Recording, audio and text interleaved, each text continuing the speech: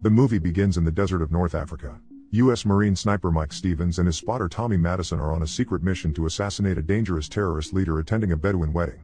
Tommy talks about how they have been stuck there for 3 months now, and he tells his friend about not being able to see Jenny, Tommy's lover. Suddenly, several convoys drive along the hot desert. Mike sees them and tells Tommy to contact his superior, Oxen, who gives them the instructions. The person on the radio instructs them that the target should arrive in a black Land Cruiser with an escort. Mike uses his sniper to check on the Land Cruiser that is gray and not black. Tommy tells him that it's still a Land Cruiser. Then Mike notices a group of people walking to a specific destination to meet up with the convoy. The superior gives further instructions as to who the target is. Target is Saeed Asif, 65. Tommy confirms the target is locked.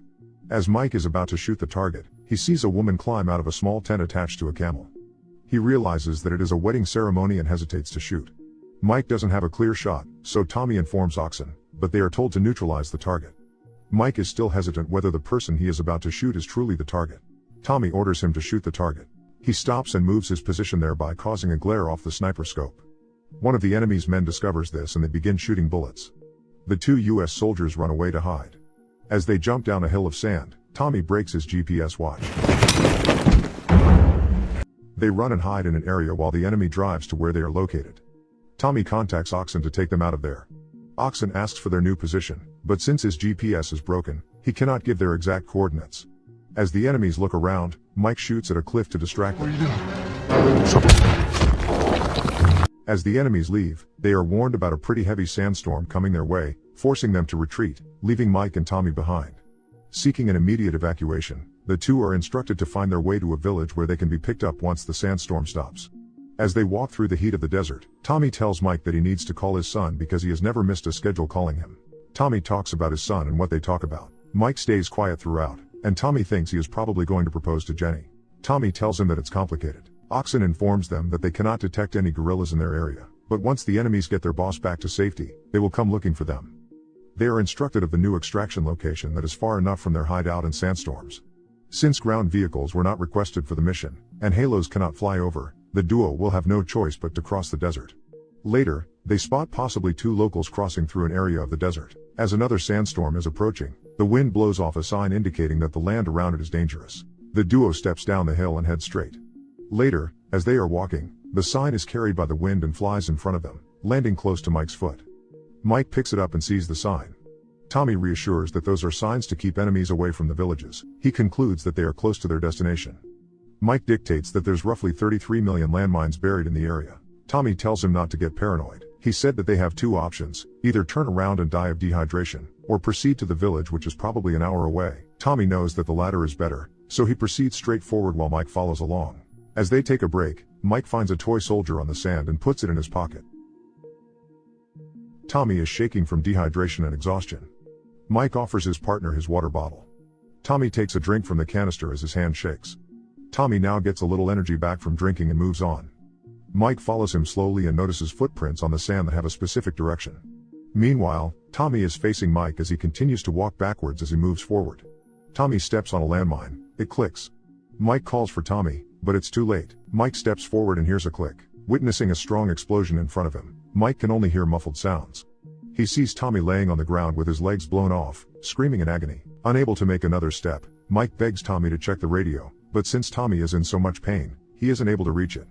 Mike makes him reach for his front pocket for the morphine. He drops them in so much pain. Mike reminds him that he needs to call his son. Tommy finds out that he just lost his legs, but is reminded that he needs to talk to his son. So Tommy struggles to get the morphine shots and injects 2 doses on his right thigh. Mike decides to step off the landmine because he thinks it's probably old and rusty. Tommy forces him to not make another step. Mike has no choice because his partner needs medical attention. Tommy takes out his pistol and tells Mike to tell his son that he loves him. Tommy points the gun to his head and he shoots himself dead. Mike screams in horror as he just witnesses his partner's untimely death. Now alone, he takes a deep breath and kneels down as slowly as he can. Afterwards, he takes out his knife and buries it carefully in the sand. He hears a metal click and realizes that he is in trouble. As he is doing this, a man spots him from far away. Later, Mike figures out a way to reach for the radio. He uses a rope and ties it on a metal weapon. As he kneels, he fails miserably to get the radio bag. So he stands up as slowly as he could and he successfully grabs the bag. Unfortunately, the radio doesn't have any batteries as it is on Tommy's front pockets. So, Mike uses a device that helps the radio recharge via solar power. The radio eventually turns on after hours. Mike tries to contact his superior and informs them that his partner is killed in action and tells them that he is in a critical condition and needs immediate help. When asked what critical status it is, he tells them that he stepped on a landmine. They then ask for his mission status, which has failed. The superior tells him that he is 2 hours away from the village. They tell him that he will have to hold out for a few days before he can be rescued. Mike is informed that a convoy was pinned down by the enemy around the border. He tells him that if everything goes well, he can be picked up in 52 hours. The supervisor suggests trying the Schumann maneuver as his last resort. Mike tries to listen to the instruction, but the frequency becomes unclear until the transmission dies. He gets irritated at the fact that he left there alone with no other choice. He puts an alarm on his watch to set after 52 hours. Later, after he eats the energy bar he has left, the rapper flies away in the opposite direction. He realizes that a sandstorm is headed his way. So, he quickly puts on his equipment and prepares for the impact. He holds on tight as the air comes rushing in. He manages to survive what seemed like hours of sandstorm. He comes to find Tommy's body is blown off closer to his direction. Mike apologizes to Tommy and drags his dead body closer to him. He takes Tommy's hat and covers Tommy's face. Mike then goes through his pockets to get the batteries and he finds a photo of Tommy's wife and son. He folds it neatly and puts it back inside his pocket. Mike then turns to look for the location of the radio to find that it is several meters away from him. 43 hours left on his watch. He realizes that he no longer has any water. He shoots at the sky twice and calls for help. He then decides to put the pistol on his head to kill himself. He finds the same man who saw him earlier. The stranger speaks English enough for them to start communicating. Mike warns him not to make another step because he is surrounded by landmines. The stranger asks him if he is sure about the mines. Mike then points at the body of his friend. The stranger tells him to no longer worry about his friend because he has found peace. While Mike is still alive, he has to make a next step. The man walks in a zigzag manner to him and asks for his bottle. Mike hands it over to him and asks the stranger to grab his radio. The man simply tells him that the radio is no longer good since there is no music and he cannot be dancing. He then suggests the soldier to take the next step as he walks away. Mike is convinced that he is stepping on a landmine, but the stranger tells him that he needs to keep moving on. Later, Mike pees on a container where water is usually stored. He tells himself that it's better than nothing. As he is about to take a sip, he sees a girl carrying his water bottle and running towards him in a zigzag manner. She hands him the water bottle and Mike takes a drink from it. He asks the little girl to thank her father for him, but she doesn't understand him and just smiles. The girl takes out a toy soldier from her purse and shows it to him. Mike takes the toy soldier from his pocket and gives it to her. He then asks her to get his radio, but the girl doesn't understand him and runs back to where she came from. That evening, he hears a desert dog growling close to him. He fires his gun to the sky as a warning. Hearing the sound of Tommy's body being dragged away, he points the flashlight to witness it. He then hears a growling animal in front of him and tries to shoot it with his rifle. Having no more bullets, he uses his pistol to shoot at the animal. It steps on a landmine and explodes.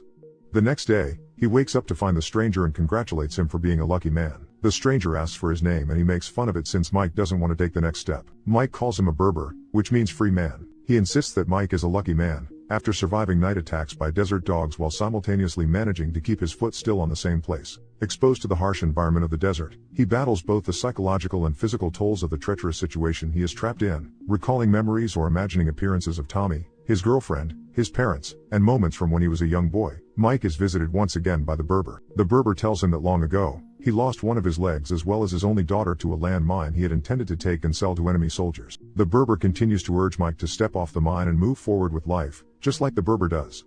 He is happy that his daughter is able to visit Mike in his hallucinations. Sometime later, Mike is attacked by enemy insurgents, who had traced him to his current location. He gets shot on the body. He struggles to grab the flare gun and decides to twist it open. He finds the enemies firing at him from a distance. Mike eventually is able to fight them off. Exhausted and completely dehydrated, Mike then reluctantly decides to accept the Berber's advice, having grown weary of his predicament. He steps off the mine, only for it not to explode. He digs and discovers that what he had assumed to be an explosive was actually just a tin can with a little toy soldier inside of it. He sets off a flare and is finally rescued. The movie ends when he returns to the United States where he finally reunites with his girlfriend at the airport. After the situation he has been in, he learns to take a step forward and decides to propose to Jenny.